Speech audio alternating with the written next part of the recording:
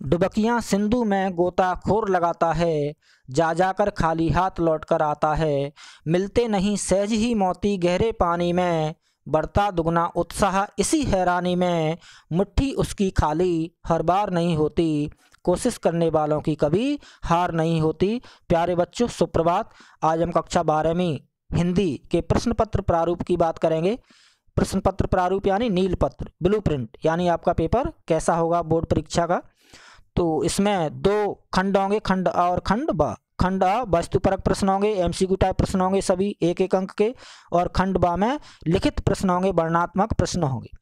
खंड आ में सबसे पहले अपठित गद्यांश होगा, जो 2 में से आपको एक हल करना होगा और उससे संबंधित एक एक अंक के 10 प्रश्न एमसीक्यू टाइप पूछे जाएंगे। उसके बाद अपठित पद्यांश 2 में से एक हल करना होगा और उससे संबंधित एक एक अंक के 5 प्रश्न एमसीक्यू टाइप पूछे जाएंगे। उसके बाद अभिव्यक्ति और माध्यम से 5 प्रश्न पूछे जाएंगे एक एक अंक के, और आरोह भाग 2 से पठित गद्यांश पर आधारित एक एक अंक के 5 प्रश्न पूछे जाएंगे। आरोह भाग पद से पठित पद्यांश यानी काव्यांश पर आधारित 5 प्रश्न एक एक अंक के पूछे जाएंगे। वितान भाग 2 से जो आपके 4 पाठ हैं, 4 टॉपिक हैं, उनसे संबंधित उन पर आधारित एक एक अंक के 10 प्रश्न पूछे जाएंगे एमसीक्यू टाइप। तो इस तरह से खंड अ आपका वस्तुपरक प्रश्नों वाला जो खंड है, पार्ट है, वो 40 अंक का होगा। अब बात करते हैं खंड बा की, जिसमें वर्णनात्मक प्रश्न पूछे जाएंगे। इसमें आपका सबसे पहले रचनात्मक लेखन से संबंधित कि नहीं 3 टॉपिक में से किसी एक टॉपिक पर आपको रचनात्मक लेख लिखना होगा, जो 5 अंक का होगा। उसके बाद 2 पत्रों में से एक पत्र लिखना होगा, जो 5 अंक का होगा। उसके बाद कविता, कहानी, नाटक की रचना प्रक्रिया पर आधारित एक 3 अंक का और एक 2 अंक का प्रश्न पूछा जाएगा, और दोनों ही प्रश्न विकल्प सहित होंगे। यानी 3 अंक का जो प्रश्न होगा 3 अंक का, वो अथवा में होगा, यानी 2 प्रश्न होंगे जिनमें से एक करना होगा, और 2 अंक का जो प्रश्न होगा वो भी 2 होंगे जिनमें से एक करना होगा। तो कविता, कहानी, नाटक की रचना प्रक्रिया पर आधारित आपके 5 अंक के 2 प्रश्न होंगे, एक 3 अंक का और एक 2 अंक का। उसी तरह से समाचार लेखन यानी उल्टा पिरामिड शैली, फीचर लेखन, आलेख लेखन पर आधारित 2 प्रश्न होंगे, एक 3 अंक का और एक 2 अंक का, यानी 5 अंक के 2 प्रश्न होंगे, और दोनों ही प्रश्न विकल्प सहित होंगे। यानी 3 अंक के 2 प्रश्न होंगे जिनमें से एक करना होगा, और उसी तरह से जो 2 अंक का जो प्रश्न होगा वो भी 2 होंगे जिनमें से एक करना होगा। तो समाचार लेखन, उल्टा पिरामिड शैली, फीचर लेखन, आलेख लेखन से संबंधित 2 प्रश्न 5 अंक के होंगे, 3 और 2 5। आरोह भाग 2 से वर्णनात्मक प्रश्न होंगे। काव्यखंड पर आधारित 3 में से कि नहीं 2 प्रश्नों के उत्तर लगभग 50 से 60 शब्दों में देना होगा, यानी 3 अंक के 2 प्रश्न होंगे, जो 3 में से 2 करने होंगे आपको 6 अंक के। उसी प्रकार से काव्यखंड पर आधारित 3 प्रश्नों में से कोई 2 प्रश्न करने होंगे, लगभग 30 से 40 शब्दों में उत्तर देना होगा, और ये जो 3 में से 2 प्रश्न करने होंगे वो 2-2 अंक के होंगे, यानी 4 अंक के 2 प्रश्न।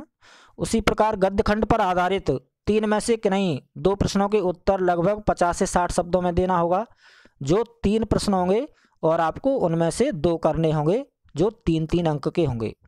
गद्य खंड पर आधारित 3 में से कि नहीं 2 प्रश्नों के उत्तर 30 से 40 शब्दों में देना होगा, यानी 2 प्रश्न 2-2 अंक के होंगे, जो 3 में से 2 करने होंगे। तो आपके 6 और 4 10 अंक का गद्य पर आधारित, गद्य पाठों पर आधारित प्रश्न होंगे 10 अंक के, और 10 अंक के आपके पद्य पाठ हैं, जो काव्य पाठ हैं, कविताएं हैं, उन पर आधारित 10 अंक के प्रश्न होंगे, 2 प्रश्न 3-3 अंक के और 2 प्रश्न 2-2 अंक के। उसी तरह से गद्य खंड गद्य पाठों पर आधारित 2 प्रश्न 3-3 अंक के होंगे और 2 प्रश्न 2-2 अंक के होंगे, जो 3 में से 2 करने होंगे। तो इस तरह से आपका जो पेपर है वो 40 अंक का खंड अ और 40 अंक का खंड ब, 80 मार्क्स का हुआ, 80 अंक का हुआ। इसके अलावा जो 20 मार्क्स हैं, 20 अंक हैं, वो विद्यालय स्तर पर आपके शिक्षक द्वारा दिए जाएंगे। श्रवण वाचन परीक्षा के अंतर्गत 5-5 अंक की श्रवण और वाचन परीक्षा होगी, जो 10 अंक की होगी, और आपका परियोजना कार्य 10 अंक का होगा, जिसमें 5 अंक आपके फाइल के और 5 अंक उस टॉपिक पर, परियोजना कार्य के टॉपिक पर आधारित वाइवा के होंगे। तो इस तरह से आपका प्रश्न पत्र 100 मार्क्स का हुआ टोटल, 20 विद्यालय स्तर का मूल्यांकन, श्रवण वाचन परीक्षा, परियोजना कार्य, और 80 मार्क्स का आपका प्रश्न पत्र। तो इस तरह से 100 हुए। अब बात करते हैं बच्चों के प्रश्न पत्र में कितने अंक के कितने प्रश्न आएंगे। तो एक अंक के 40 प्रश्न होंगे, एक अंक के आपके 40 प्रश्न होंगे, और दो अंक के जो प्रश्न होंगे आपके, दो अंक के जो प्रश्न होंगे वो 12 प्रश्न होंगे। 40 अंक आपको पता ही है कि 10 अपठित गद्यांश के प्रश्न, 5 अपठित पद्यांश के, 5 अभिव्यक्ति और माध्यम से, और आपके 10 प्रश्न गद्यांश पद्यांश आरोह से संबंधित, पठित गद्यांश और पद्यांश से संबंधित, और 10 प्रश्न वेतांश से संबंधित। इस तरह से कुल 40 प्रश्न हुए एक अंक के। दो अंक के जो प्रश्न आएंगे वो आपके 6 होंगे, 6 प्रश्न दो अंक के होंगे। एक तो आपका कविता कहानी नाटक की रचना प्रक्रिया से संबंधित होगा 2 अंक का, एक उल्टा परामर्श शैली फीचर आलेख से संबंधित, एक गद्य पर आधारित प्रश्न होगा, और दो आपके पद्य पाठों पर आधारित होंगे। तो दो अंक के 6 प्रश्न होंगे, और 3 अंक के 6 प्रश्न होंगे।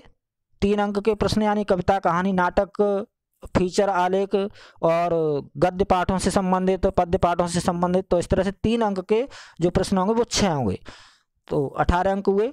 और 5 अंक के 2 प्रश्न होंगे। एक तो आपका रचनात्मक लेखन, रचनात्मक लेख किसी 3 में से किसी एक टॉपिक पर, और 2 में से किसी एक पत्र पर। तो पत्र और रचनात्मक लेखन आपके 5-5 अंक के 2 प्रश्न होंगे। इस तरह से 10 अंक हुए। और ये 40 और 12 52 और 18 70 और 10 80 अंक हुए टोटल। तो इस तरह से ये आपका प्रश्न पत्र का ब्लूप्रिंट था कि कितने अंक के कितने प्रश्न आएंगे।